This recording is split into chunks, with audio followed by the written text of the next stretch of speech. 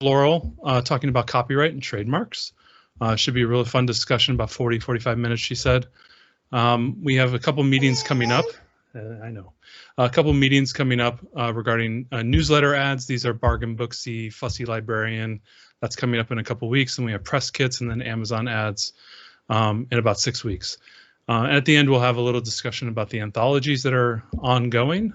But if nobody has any other questions, Laurel, why don't you go ahead and unmute yourself and go ahead and take control of the screen, if you could. Okay. And then feel free to introduce yourself and why you're going to be a world famous lawyer and all that stuff. When you go ahead and get started. I'm recording. Yes, recording. Okay. All right, awesome.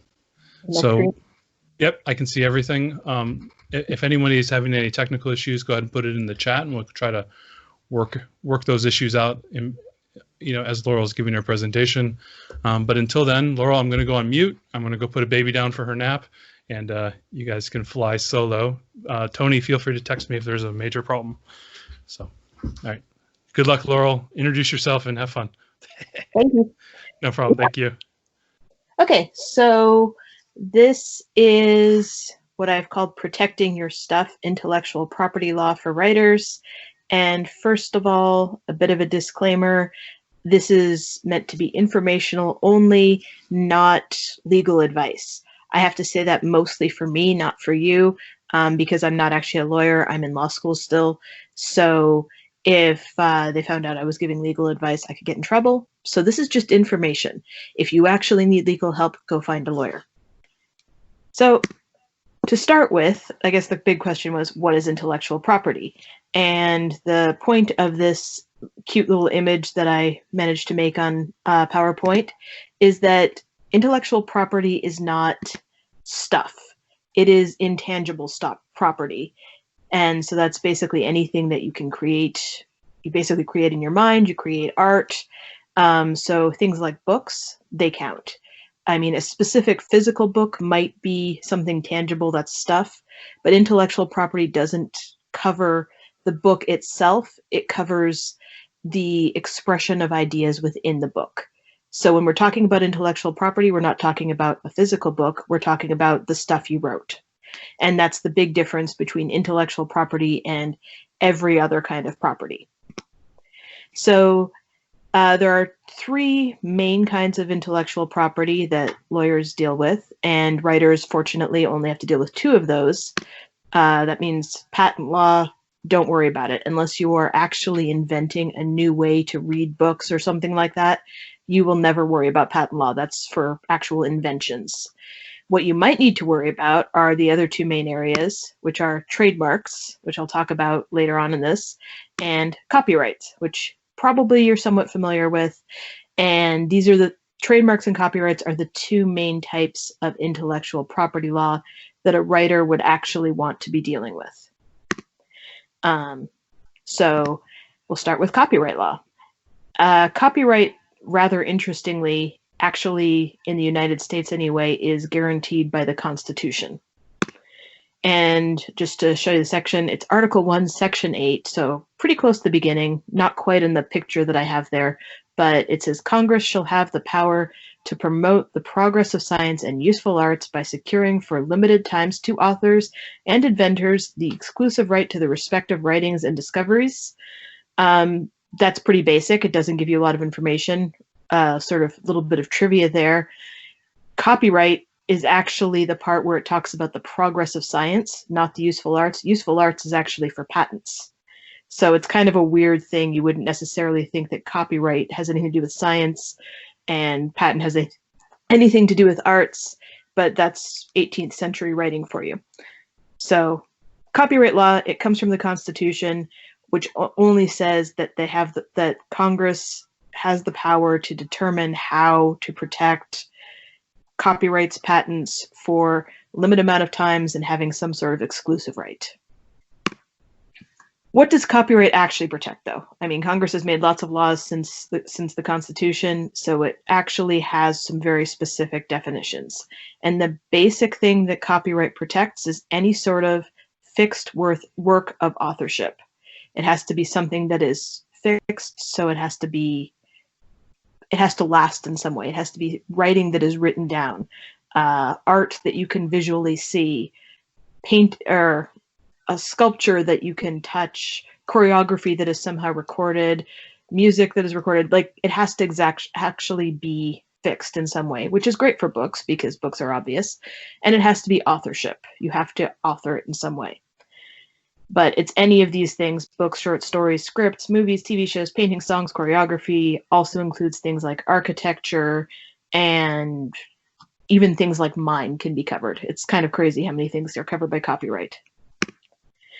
The important thing, though, with copyright is that copyright protects an expression, but not the ideas. So when someone talks about their ideas getting stolen, that's upsetting and a problem and for some people, but copyright's not going to protect you. No ideas are actually protected by copyright. What copyright does protect is how you expressed an idea. So each way of expressing an idea is what copyright is protecting. The ideas themselves, anybody can use those. And a good way to see that is with a very famous story that's had lots and lots of versions. So I'm going to go with Romeo and Juliet. As you know, there's the original Shakespeare, which is not copyrighted because it's way too old, because copyright does expire after a while. But were it copyrighted, you have this basic idea: Romeo and Juliet, star-crossed lovers whose families are at war. They fall in love with each other, horrible things follow, and eventually a whole lot of people are dead, including the main characters. Now, you would think that could be copyrighted, but the idea itself is not copyrighted, which is why you can get something like a movie, Romeo and Juliet. This particular movie is pretty much just uses the Shakespearean dialogue and films it using actors dressed in costumes supposedly from that period. So it's a pretty faithful adaptation of Romeo and Juliet. So that can get a copyright for that expression. But you could also have a copyright for a different expression of the exact same idea. So you have the Baz Luhrmann Romeo and Juliet from the 90s, in which they used the Shakespearean dialogue, but set it in a modern setting. And this is a separate copyright because it's a different type of expression.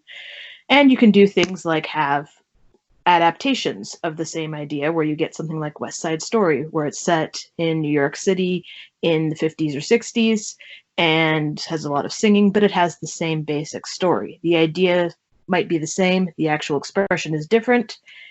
And then you can get more modern versions, like, you know, the animated movie, which I'm sure you've all seen and enjoyed, Romeo and Juliet, where the warring families are garden gnomes. So all of these are copyrighted. They all have separate copyrights, and the fact that the idea behind them is the same doesn't matter because it's just the expression. So then the question is, when do you get a copyright? How does copyright happen? Like, when do you have one? When do you not have one? The good news for a writer is that you get a copyright immediately. As soon as you have expressed your authorship in some sort of fixed format, so that means like you write your story, it's written down. You write a book, it's written down. You have the copyright. You don't have to do anything, and you still have it. There's some stuff I need to talk about later. I'm sure you all know that copyrights can be registered, and we will get to that. But it's important to know that right away you have copyright. You already have it. Everything you've ever written, you have that copyright. And you get to keep it. You get to keep it for the rest of your life, and then for another 70 years. So if you create something that turns out to be awesome and people really want to consume it forever and ever, your kids, your grandkids, whoever your heirs are, they get to keep the copyright for another 70 years. So it goes on for a really, really long time. So then the question is, why would you register a copyright? If you get it immediately and it lasts for ages, even if you don't do anything, why would you actually register it in the first place? The main reason is, well, there's two main reasons. One is that you get extra protection. If someone tries to steal your work, then you have a lot better case when you go to court to try and take it back, because you can prove that it's yours, you had it by some certain date, and this other person came in and tried to steal it. So that helps you with that. It gives you some evidence to use. It also means that if you have to go to court, if you have to have a lawsuit with somebody about your copyright, you can only get certain types of damages, so money, basically, if you have registered the copyright. If you haven't registered the copyright, you can still win.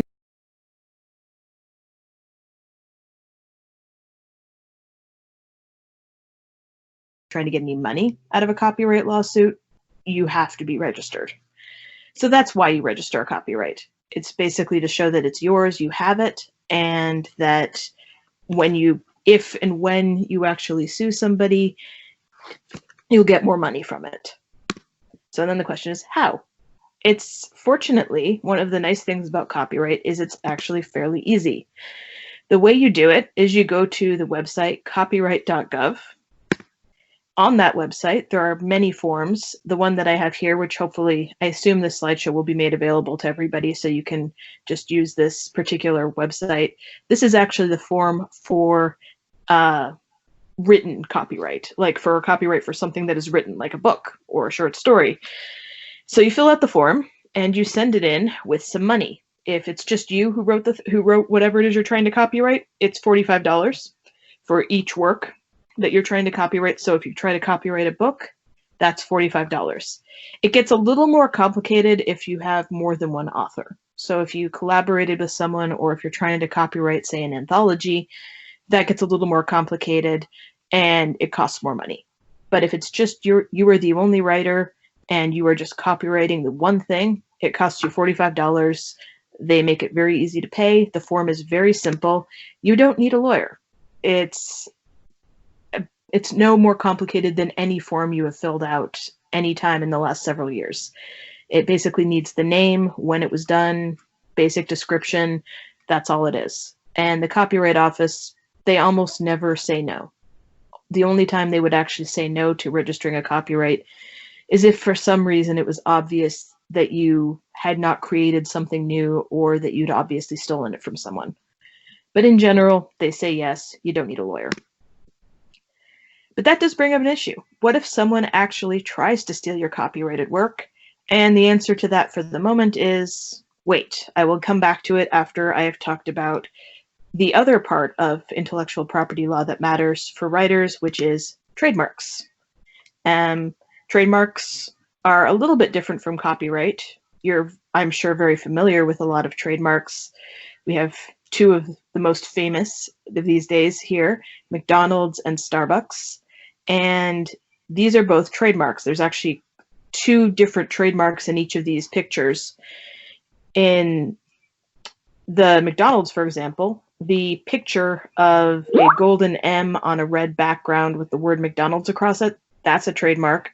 And the name McDonald's itself is a trademark. Those are two separate trademarks, and I'll talk about that in a minute. Same thing with Starbucks. The name Starbucks Coffee is a trademark, and the picture of a siren in black and white surrounded by green, that's also a trademark, that logo. So a trademark, whoops, sorry, I went the wrong way. A trademark. Laurel, there was a question like, can you register copyright for something you wrote ages ago? The answer to that question is yes. You can always register a trademark at any time after you've created it. The only things to keep in mind is the date of the trademark. It will still go back to when you created it. Copyright, sorry. I'm sorry. Yes, that's correct. Copyright. I'm sorry. I'm looking at the trademark screen. I will go back to copyright so I don't do that anymore. The date, the starting date for when you do the copyright, not that it matters, it's when you created it. And the only other thing about registering something that you created a long time ago is if you're already involved in a lawsuit, or if somebody is already stealing your copyright. You only get the damages I was talking about, the extra damages you get for registering, you only get them after the point you registered. So the idea is that they want you to register before there's any sort of lawsuit. They don't want you to register after someone's already coming in and trying to steal it and you're suing them. That'll reduce what you're eligible for. But you can register a copyright pretty much at any time while you're still alive, As long as you are alive and you created something, it's fair game. You can always register it. Okay, so back to trademarks. The formal definition of a trademark are words or designs used to designate sources of goods and services in commerce. What that means in slightly more simple language is how consumers know that a product comes from you and not someone else. Trademarks are all about commerce, the consumer. It all matters what somebody who wants to buy things, what they think when they see your logo or your name. That's all trademarks are about. So they're a little bit different than copyright because trademarks aren't specifically used to protect creative work. Like you can't trademark a book. Like you wrote a book, you can copyright it, you can protect all of the expression inside that book, but you can't have a trademark on that specific book.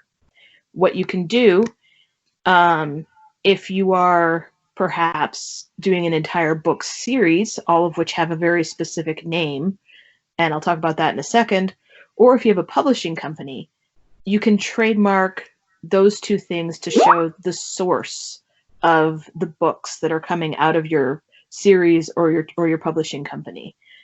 And here's some examples of that, just to give an idea of what I mean.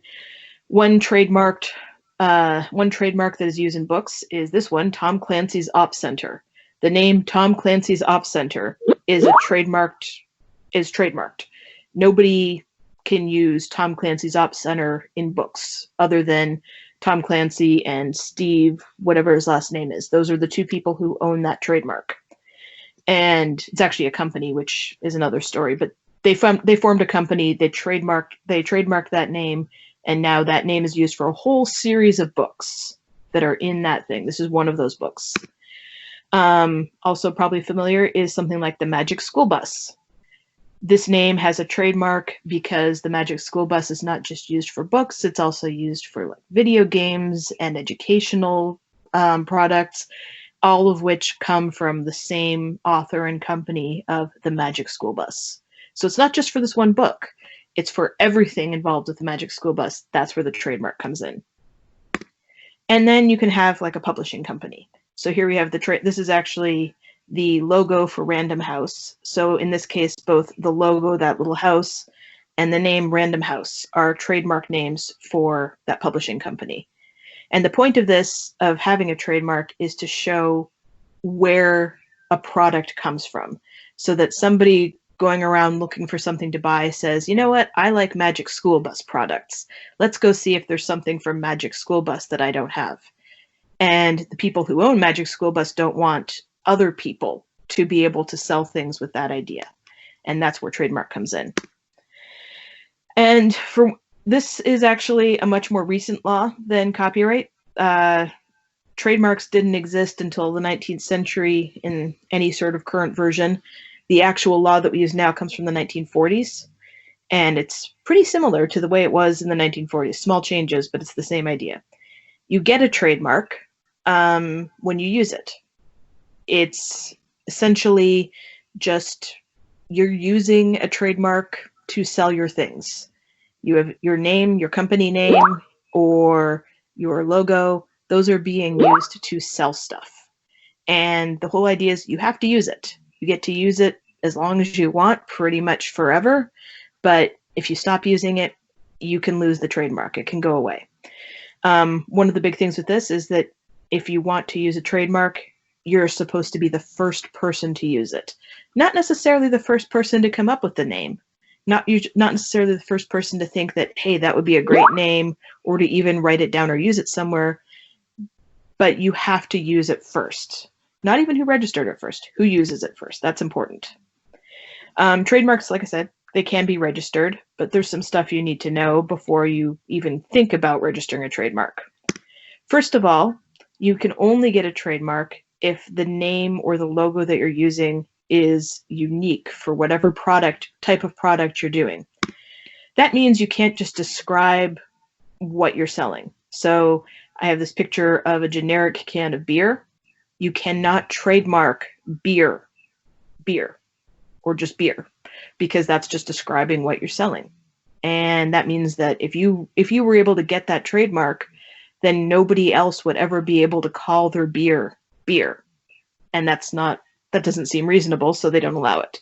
Similarly, you can't just describe something basic about the product. So you can't have something like sweet candy, because candy is sweet. So anytime anyone wants to describe their candy, they're probably going to say it's sweet, so you can't have that trademark. It has to be something that is distinctive, something that people aren't just like, aha, of course it's that. You also can't take a trademark that someone is already using for the same type of product or something really similar. So you can't do something like Dairy Queen cupcakes, because Dairy Queen, while cupcakes aren't their main thing, it's not unreasonable that Dairy Queen would sell cupcakes, and if somebody went to the store and saw Dairy Queen cupcakes, they'd think they came from Dairy Queen. So, but you could maybe do Dairy Queen office products. Like maybe you'd be able to get away with that, because no one would expect Dairy Queen, the ice cream and fast food place, to have office products. But you can't take something that someone's already using for similar products. And generally, a trademark can't just be your name, especially not your last name. There are ways around that, and there are exceptions that I'll talk about if people want to know about it. But generally, you can't just say your last name. Like my last name is Brown. I couldn't just say Brown's Products, because there's a lot of people named Brown, and that would be taking away their ability to use that name. So there was a question about whether or not you can trademark a pen name. You probably cannot. The only way you could trademark a pen name is basically the only way you can trademark a name.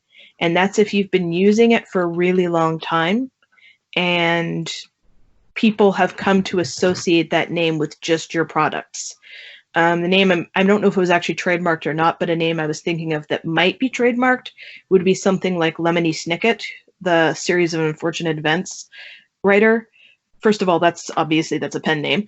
And it's a name that was very specifically associated with certain books.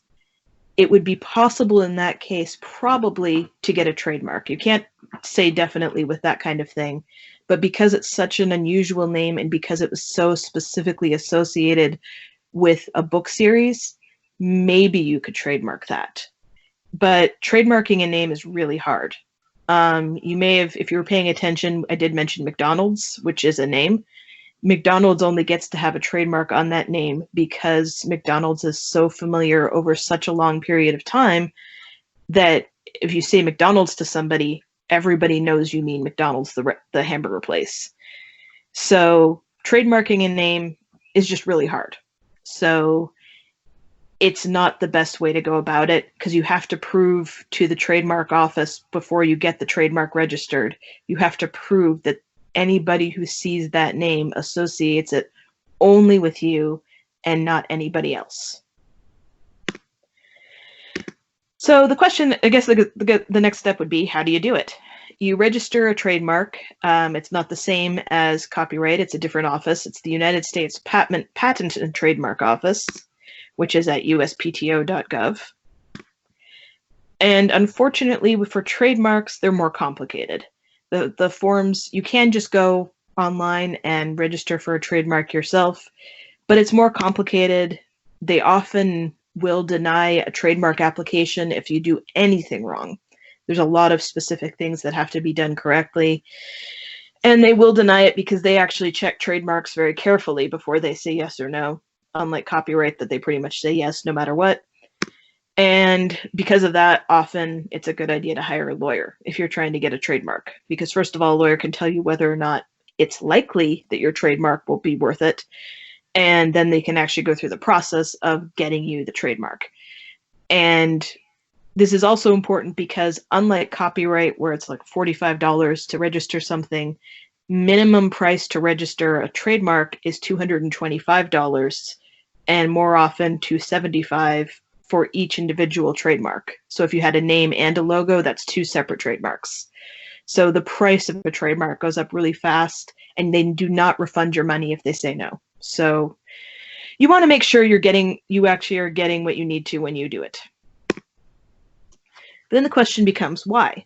If you were paying attention before, I said that you get a trademark by using it. If you have any sort of business name that you've been using, that is at least in some way a trademark. That is your trademark. You already have it.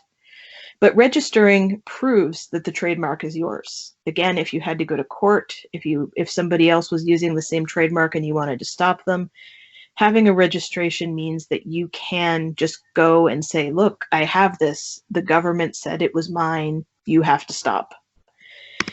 It also means that in this country, not internationally, that's a whole other kettle of fish, but no one else in the United States is allowed to use your trademark for your type of product anywhere in the country. You don't have to be in the same local market.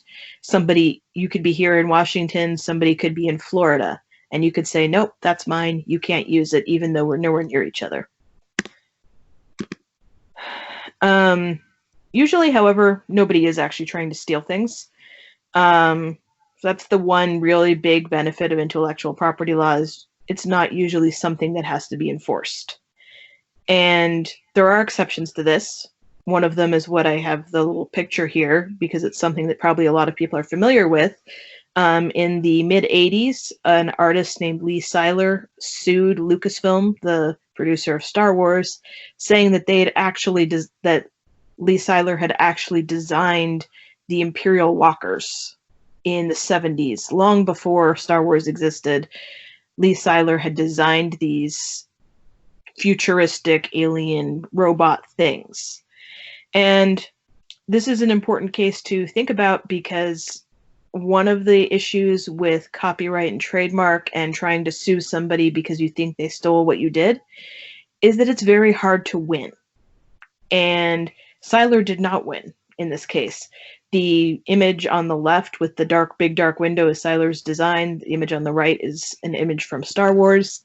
The reason Seiler didn't win is because he had no proof that in the 1970s he'd done this design. All he had was a reproduction drawing that he created after Empire Strikes Back had been released. And he said that, no, I did this in the 70s. And the court was basically like, well, we don't know that. You could have just made this up whenever you wanted to, and there's no proof that George Lucas stole it from you, so we're going to say it's fine. So it's one thing to keep in mind with anything with intellectual property. It can be very hard to prove. That's where I was talking about the registration being really important.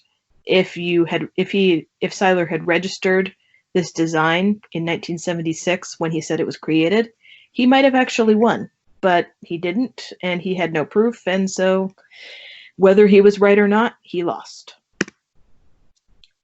And so this gets back to what I was saying before. What if somebody steals your copyright? That's what infringement means. If someone infringes your copyright, they have stolen it from you. And despite what people think a lot of the time, if someone steals your idea, they have not committed any sort of problems with copyright. They didn't steal your copyright. No court will listen to you. They will basically say, I'm really sorry, that's just not what we do. So stealing an idea means nothing. Somebody stole a whole story. Even then, you might not be able to prove it, because you'd have to be able to show that what they stole was your individual expression, not just a general idea or common themes. So like we were talking about Romeo and Juliet before. Romeo and Juliet, it is a story about star-crossed lovers from warring families who they get together, their families, a lot of people die, there's a lot of violence, and in the end, the two main characters kill themselves. So that's a pretty specific story, but you might not be able to prove that you had the copyright on the expression, because the court might say, well, of course, if two kids from warring families got together, there'd be problems, and maybe they'd end up killing themselves. That's what you'd expect to happen. That's not original. So sometimes even an entire story being stolen, you'd have trouble showing that someone stole your copyright. It's a big issue. It's not a big issue. It doesn't happen very often, but when it does happen, it's very difficult to prove. What you actually would want in a copyright case is that someone stole your exact words. If someone took a piece out of, like if you wrote a book and someone took a piece out of your book and put it into their book, like a chapter of your book and just used it without getting permission or paying money or anything, that would probably count as copyright. And in some cases, people steal like entire books. Doesn't happen very often, but it does happen every once in a while. And if you can show that you had a copyright on that book before they did anything, it's yours, you'll win. So that's how you get that. Trademarks are actually a little more complicated. The way you infringe a trademark is some other producer of a good or service, like a book, for example, is pretending to be you. They're acting like you. They're not saying it's their own. They are saying that they did it. And to show this, hopefully I'll be able to do this because it requires changing to a different screen. But I have a clip from a movie in which the idea of copyright infringement actually comes up. And some of you may have seen this movie before. It's a fairly well-known movie. Hopefully you'll be able to see and hear it perfectly. But if you pay attention, you may be able to see where there could be some issues with trademark infringement. Look, me and the McDonald's people, we got this little misunderstanding. See, they're McDonald's. I'm McDowell's. Huh? They got the golden arches. Mine is the golden arcs. Now, see, they got the Big Mac. I got the Big Mick. We both got 2 all-beef patties, special sauce, lettuce, cheese, pickles, and onions. But they use a sesame seed bun. My buns have no seeds. Writing's not that easy, but Grammarly can help. Let's get rid of that window. So that was the issue there, is that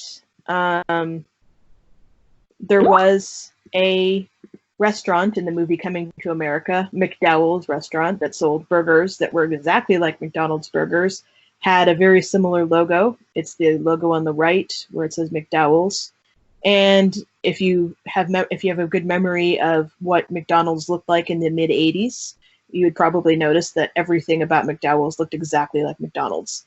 So it was a joke in the movie that he wasn't really stealing from McDonald's, but McDonald's would probably have a pretty good case of copyright infringement because someone who saw the golden arcs of McDowell's probably would think that was McDonald's, and McDonald's would probably win, and McDonald's has really good lawyers, so don't take them on.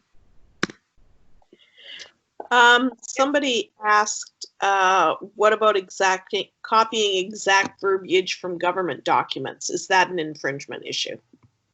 Usually that's okay because you can't copyright a government document. That's actually one of the little weird loopholes in copyright law, is that the government, for the most part, cannot copyright their own stuff. If it comes from a government office specifically and it's produced by a government employee as part of their work, then the government actually cannot copyright its own work. So you can take language from government documents and use it. That's not a problem.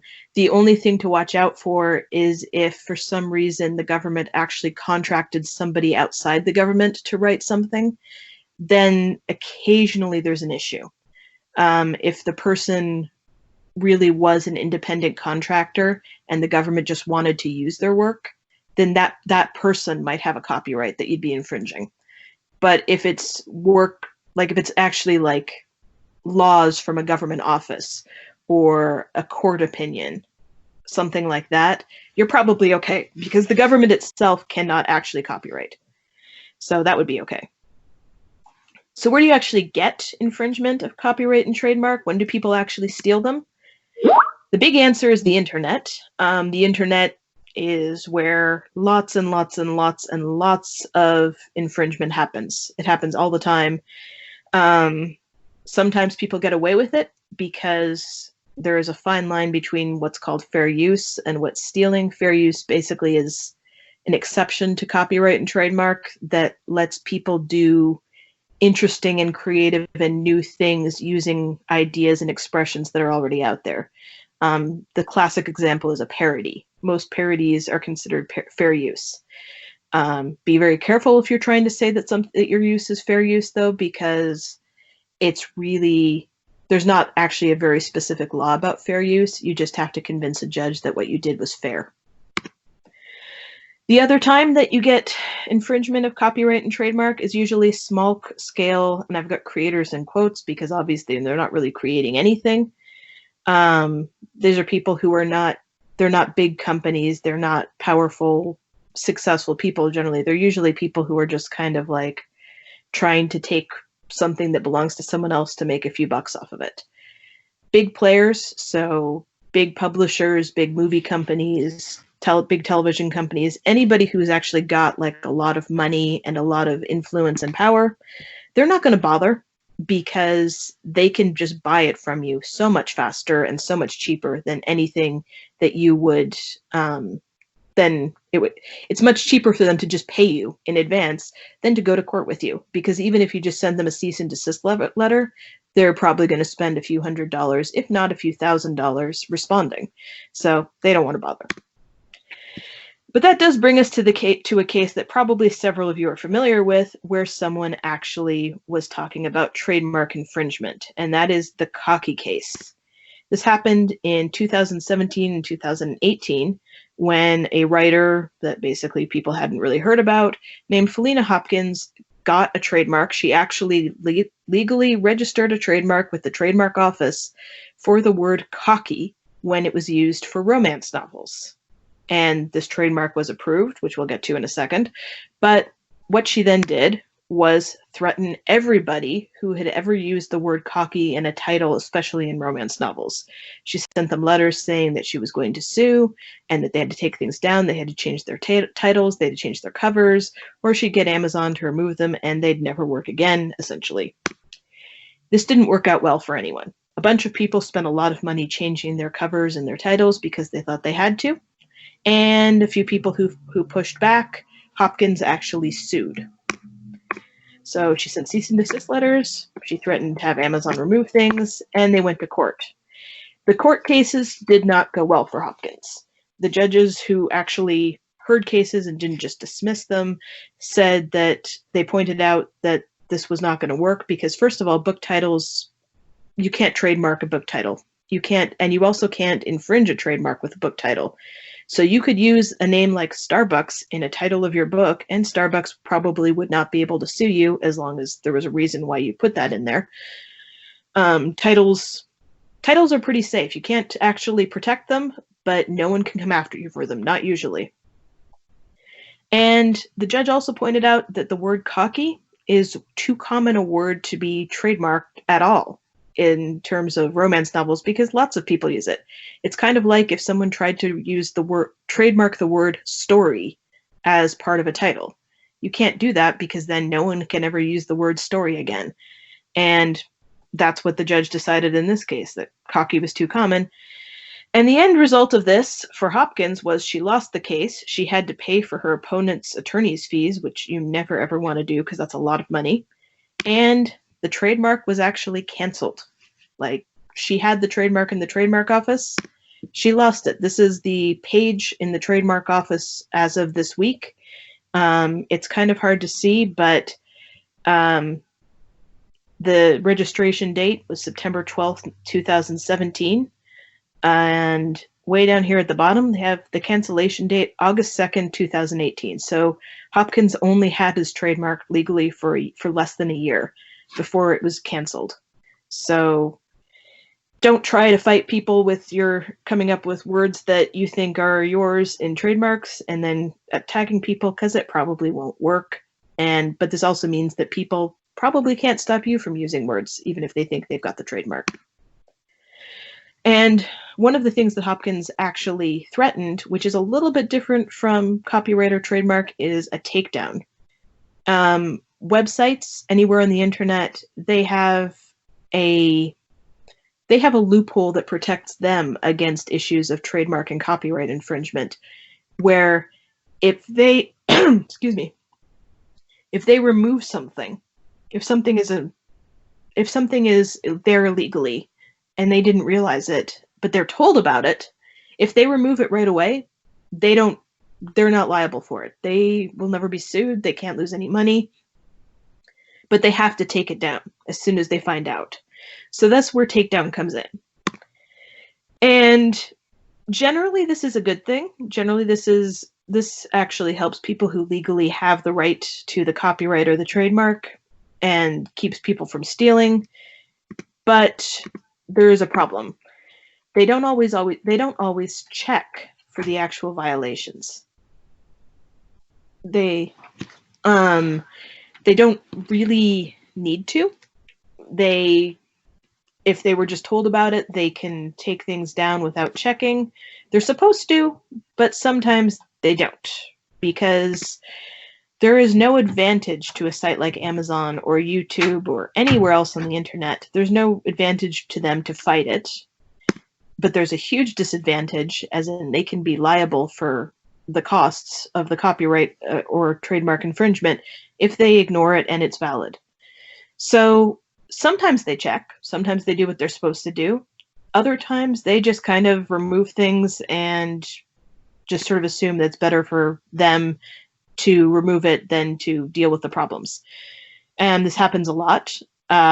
This is my own personal takedown notice I received from YouTube for something that should not have been. There was no copyright infringement, despite what somebody said, but they took it down. And I didn't fight it because it was a really old video that I didn't care about anymore. But this is what happens.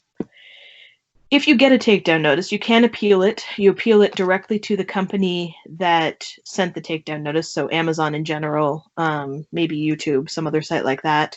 They usually have a form that you can fill out to say this is not accurate. They can ignore you. They don't actually have to do anything. And if all they did was take it down on their site as part of their site services, and there's no actual legal proceedings involved, like if nobody actually is trying to take you to court, you don't have a lot of options. Like I said, you can appeal, you can tell them, I don't think this is right, and they can pay attention to you, or they can continue to ignore you. If they continue to ignore you, whatever it was they took down will probably stay taken down. On the other hand, you might win. Sometimes they actually review it and say, wait, this was fine. I don't know why this was taken down. It is a bit of an issue. It's a problem that people have run into because there are people who are unethical who go around and try and get things that they don't want taken down. But it's a tough problem that no one's actually figured out how to fix yet. But that's what's going on with takedown notices. So just to finish up, one of the things to watch for when you're writing and doing things that would come up with intellectual property is who owns it. Generally, that's you. If you created something, you are the owner. That's the basic starting point of anything. The only time that might be different is if something was what's called work for hire, and that's essentially you were an employee. Somebody hired you to do a job, and that job might be writing stuff. You could write a book as part of work for hire, and whoever it was who employed you, they would be the copyright owner. So just make sure if you're writing something, you know whether or not it is yours or if it is an employer. Usually it's not, but it can happen. You can also own the copyright, and you can transfer that copyright to someone else. You can either license it to them, in which case they own it for a specific purpose or for a specific amount of time, and then otherwise it comes back to you. Or you can assign it to them, which is basically like selling it. It's gone. It's theirs forever in that case. But that requires a lot of very specific contract language, so that's not going to just happen accidentally. So if you're careful, you won't just lose your copyright. The things to watch for in a contract: anything that's calling you either an employee or an agent. Those are words that essentially mean work for hire. You are you're doing work for somebody else if that's the case in a contract. So just watch out for that. And the phrase work for hire, it's a standard legal phrase. If people are using it, that means that they're saying that anything you do is they'll own it. They will own the copyright, not you. And you also want to check a contract for anything that transfers control. So the words I was using before were license and assignment. Just make sure you know what those mean. If it's not clear, you might still win if you tried to challenge it. but generally, if there's any sort of contract that implies that you could lose your copyright if you sign this document, you really want to check it carefully. If it's a complicated contract, you may want to get a lawyer involved, but it's just something to watch for. And the bottom line is you have the copyright. Anything you've written, any book you've written, any short story you've written, that copyright is yours unless there's something else in a contract that says otherwise. And it's not going to be vague in a contract. It will be spelled out very specifically. If you have a brand, if you have a series of books that you call something, or if you have your own little publishing company of some sort, or anything else that you do, you have a trademark. You already have it. Registering is always good, but the trademark is yours. But you still might need to protect things. People might try and steal them, or you might need to prove that you have the right to the copyright or the trademark over somebody else. And so sometimes you need to protect it. And that's where all of the legal actions with contracts and lawsuits come in, is to protect the intellectual property. But the basic thing is you already have that property. It's yours. And so that's the end of my talk. So if you have any questions for, again, informational purposes, not actual legal advice, I am happy to answer them. There was a few questions put in the chat that I said to wait. Okay. Edward asked, if a painting is more than 70 years old, can it be copied or recreated in another medium without penalties? If you have to be careful, because it's not just 70 years old, it's the life of the artist plus 70 years. So that would actually depend on when the person died. If it is more than 70 years after somebody's death, probably there is no copyright. You can probably copy it and use it without there being a problem. You just have to be really careful, because that's one of the issues with that really, really long copyright period, is that it can go on for a really long time. You also need to watch out for any sort of art that would be created by a company, or any sort of work for hire that I was talking about. So if it was an artist working for a company, say like Disney, for example, it's not the life of the artist. It's actually when it was created plus 95 years. So there's actually a slightly different standard if it was made by a company or a corporation.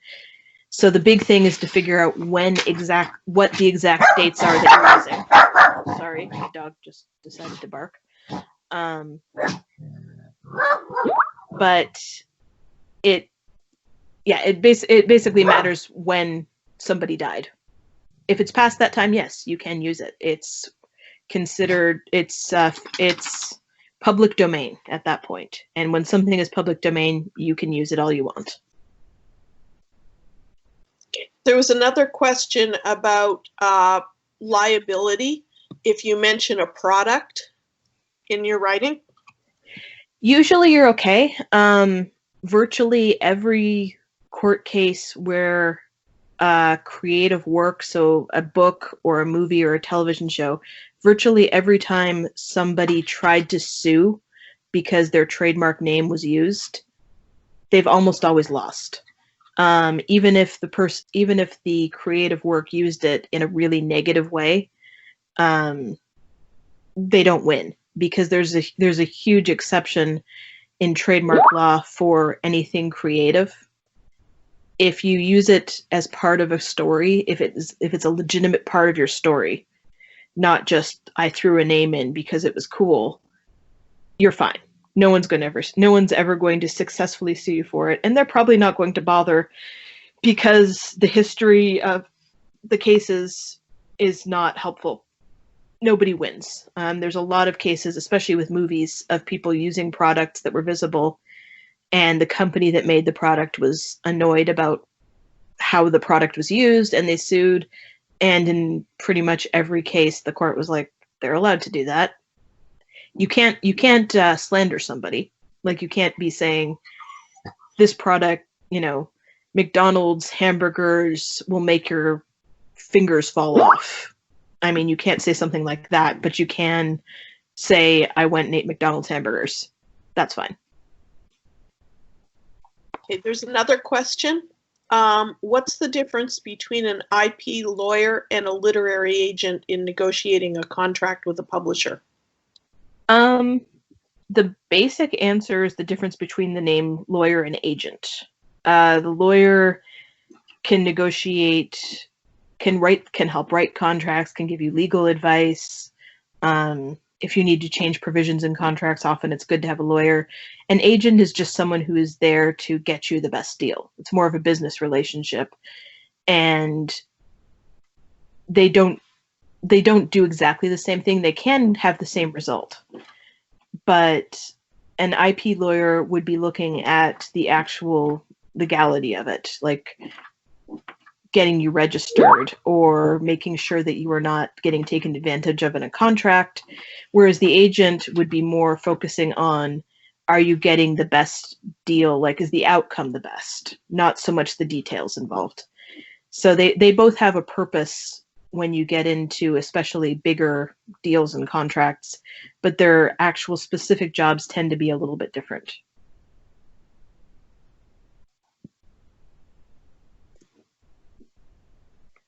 Sorry, your microphone's off. Oh, sorry. What about using famous fictional characters' names? And can I throw one other thing in? A few people are typing in Google somethings and it goes by too fast. You need to type the questions in the chat, or afterwards just unmute your microphone and ask directly. Okay, so sorry, what was the question again? How about using famous fictional characters' names? The names themselves are fine, especially if you're just referring to them. You probably can't use the character as a character in your own writing. This is not a great example. Well, I was trying to think of something recent. I'm not thinking of anything recent. Anyway, so maybe Princess Ilsa from Frozen. You could mention her. You could have people talking about her. That's not a problem. But she can't be a character in your work if you're using her exactly the same way she was in Frozen, because that's actually that would actually be stealing somebody's expression, and that could be a problem. But she can be mentioned. I mean, you can have a character be really obsessed with Princess Ilsa. That would not be an issue. You just don't want to have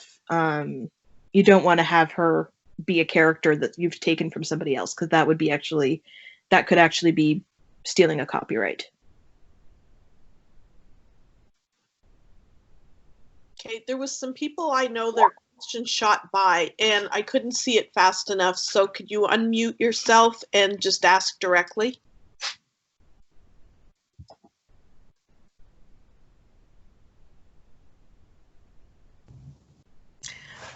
I have a question. This is Diana. Is there value to the registration of copyright itself as a preventative? For example, is a dirtbag who's going to steal something less likely to choose something that has a registered copyright as opposed to an unregistered work? Because I think there are other ways to prove original dates of authorship beyond the registration. Yeah, I mean, there definitely are other ways to prove it. The advantage of registration is that it makes it a lot easier to prove it. So you can just say, look, here's my registered copyright. Obviously, I had it, so you stole it. As far as deterring people, it would definitely deter somebody who was paying a lot of attention, who was trying to be careful with how they were stealing. Whether it would deter everyone is another question, because a lot of the people who are likely to do something that would be like stealing a copyright, they may not, if they're stealing it in the first place, they don't really care about legality in a lot of cases. They're probably pretty ignorant of what the actual rules are. So I think any formal official, this is my legal thing, I think will always help you. But the specific individuals, who knows? I mean, if it's somebody from another country or if it's somebody who doesn't care about being a criminal, I don't know how much they'd care. But it certainly helps you if you actually have to fight them, though. So that's what I would say the answer would be. This is Ed Sirgoyen. First of all, I want to say you gave an excellent presentation, and I really enjoyed it. If I use an artist's work in a website as an icon, if I contact the artist ahead of time and I get an okay, is that sufficient, or do I need something in writing? You're better off getting something in writing, because if the artist sort of changed their mind later on and came back and said, no, I didn't actually ever say this, then you'd have a hard time proving that you were allowed to use it in the first place. That doesn't mean you'd lose if you actually had to fight this in court or anything, but it's always better to get something in writing if you can, and it doesn't have to be much. Is an email sufficient? Probably, yeah. Emails are usually sufficient. Anything that you can get with a signature is always awesome, but they don't require, especially with electronic communications, courts don't require signatures a lot of the time. If you have an email that legitimately came from somebody, like you can say that this is their email address, here it is, nobody's going to say, oh, well, you faked that. They'll be like, yeah, you had permission. This was presumptively okay. No problem. And I mean, if you're doing something like that, really what you should do is just, find out from the artist, preferably in some form of writing. Email is probably fine. What do they want? Do they want their name somewhere on the picture? Do they want somewhere on the website or in the work that their name is mentioned? Do they care if they're mentioned at all? It's just better to get that. It is better always to have it in writing, just because it keeps you safe. But it would be fine otherwise. I mean, yes. Thank you. I had a kind of a question that goes along a little bit with that. We had an illustrator that worked on our books. We hired her from Fiverr, and the agreement on Fiverr basically is everything that's done is considered a work for hire. We also got a note from her saying that it was a work from hire. When we registered it, there's two sections, or actually it's like two authors. You have an author for the work, and then you have an author for the illustrations. Originally, we put her name for the author of the illustrations with the check mark for work for hire. And we did that on the first couple of books, and that seemed to work all right. The third book, we got contacted by the Copyright Office, and they said that if it was a work for hire, we would actually be the author, and then we would select the work for hire box saying that we sent that out. Is that how you would understand it, or am I missing something there? No, that actually sounds right. The whole idea with work for hire is the actual person who did the work basically stops mattering. It's like everything you do, like if you're going to like any normal job and you do your work, that work belongs to your employer. That work doesn't belong to you. That work belongs to the employer. And it's the same idea. It's you've hired them to do a job, and something like Fiverr, I imagine that website, I haven't actually looked at their terms and their contract that they set up, but they would probably have a pretty solid work for hire contract actually as part of their deal, because they could get in trouble if people start suing back and forth over stuff that way. So you're probably like, yeah, probably that would be right, that you actually would say this is a work for hire, but you're the owner. Okay, would it still be okay to list the illustrator as the illustrator on the book itself? So sure. Okay, cool. Yeah, that's not really legally binding. That's more, I mean, you wouldn't actually have to. I mean, you could leave that person's name off if you wanted to be kind of a jerk that way. But yeah. Cool. Sorry, right, yeah. But yeah, it's not legally binding. Your microphone's off again, sorry. Mine? Yep. I wonder if it's my... Okay, can you hear me now? Yes. Okay. There was a question that said, I read, no part of this book may be used or reproduced in any manner whatsoever without written permission, except in the case of brief quotations embodied in critical articles and reviews. Really, if I cite them specifically as the source of the information, do I need to have their permission? Well, that's actually, when I was talking about fair use, that's actually one of the major other than parody, that's actually one of the other major ways it comes in. And fair use allows, you can cite, you can quote sections, you can have little snippets of things as part of commentary, review, or discussion of it in some way. So what that disclaimer that was there, that was actually essentially restating what the rules are for fair use. And what they're essentially saying is you can't don't just take all of my book without permission and use it for something, except of course for these uses that we have to recognize are possible. So if someone has, if you take a paragraph from somebody else's book and put it into something that you're doing and then you discuss it, you're probably fine. That's usually considered fair use. The issue with fair use is that a lot of it depends on how much was taken and what you're using it for. So it's really a gray area if you take more than a little bit of something. And that disclaimer that you mentioned, that was put in there to remind people of that more than anything. But even if that disclaimer wasn't there, that what it was actually saying would still apply, because that's actually just the general law. Here's another one. Do you have any insights about the outcome for small authors who catch direct use of sentences or paragraphs by another author? Is it worth it to use one of those services that purports to watch the internet to see if there is theft of your story published under another name? If it's just sentences or even like a paragraph or two, it's probably not worth it to do much of anything. It's annoying, but you probably wouldn't get anywhere with it if it's only a very small amount. If someone is stealing like an entire chapter or an entire book, that's another story. That would actually, if you think that kind of thing is happening, I don't know much about the services that try and track that sort of thing, how accurate they are, how good they are at actually catching everything. If someone's stealing large amounts of your material, that's something you could do something about. That is something you could go to a lawyer and have them do a cease and desist letter.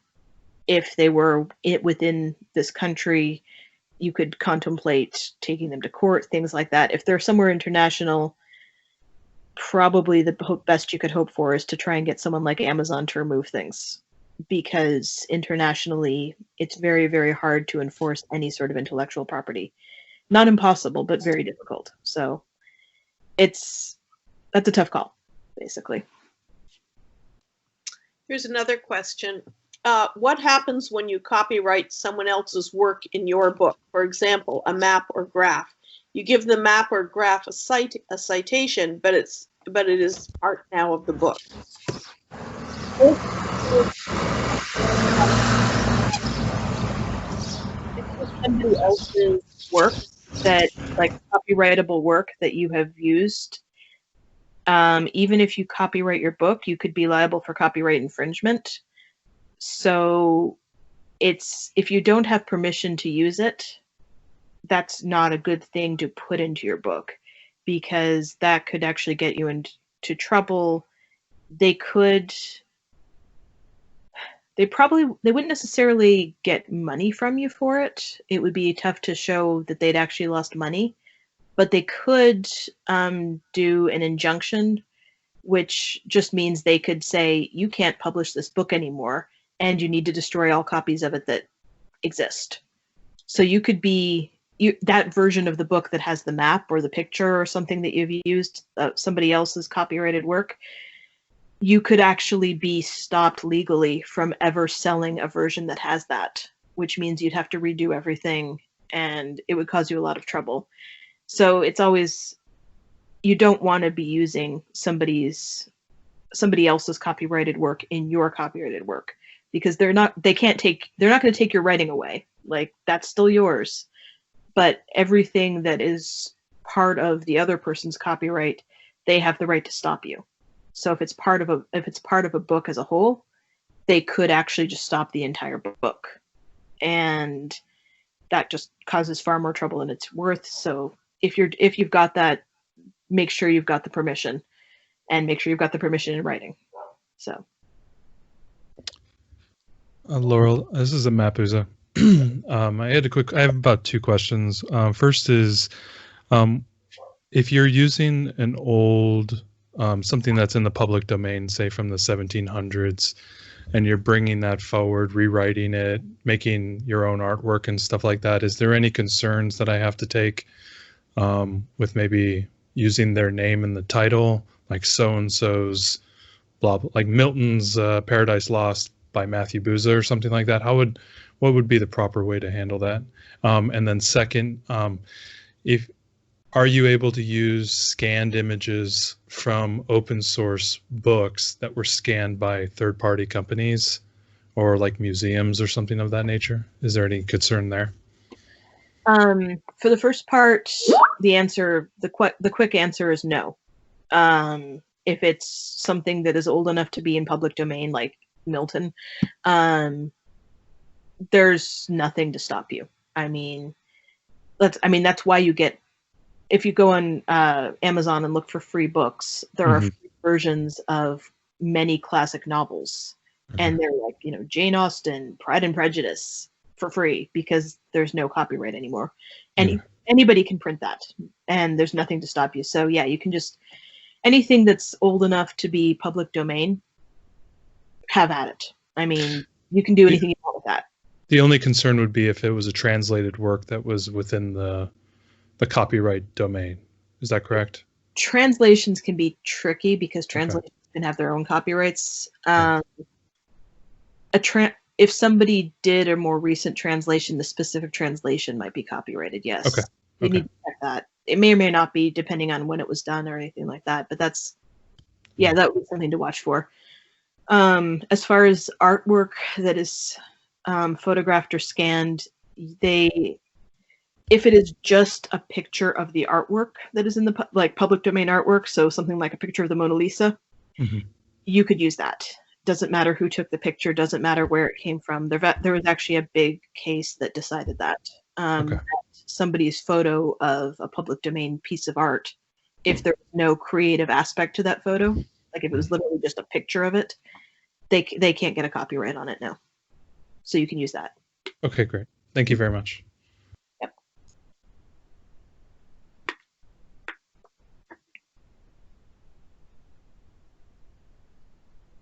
Is there anything else?